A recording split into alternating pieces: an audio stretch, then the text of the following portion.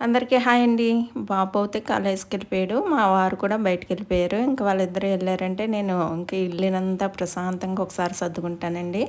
మార్నింగే నేను ఒకసారి తుడిచేసుకుంటాను.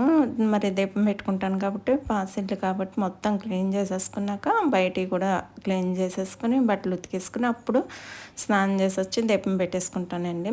దీపం పెట్టేసుకున్నాక అప్పుడు వంట స్టార్ట్ చేసుకుంటాను. నేనెప్పుడు అయితే పాసి మొహాన అయితే స్టవ్ అయితే ముట్టుకోనండి అసలని. నాకిష్టం ఉండదు అలాగా.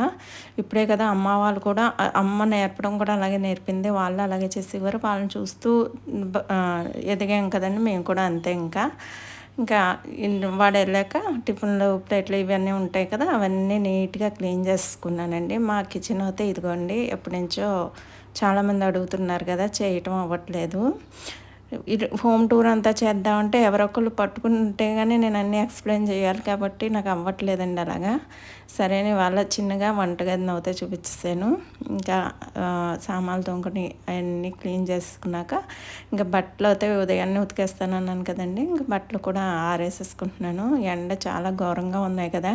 తొందరగానే ఆరిపోతున్నాయి. ఇంక నేను పైకెళ్ళవుతే ఎయనండి మాదే పై ఫ్లోరు.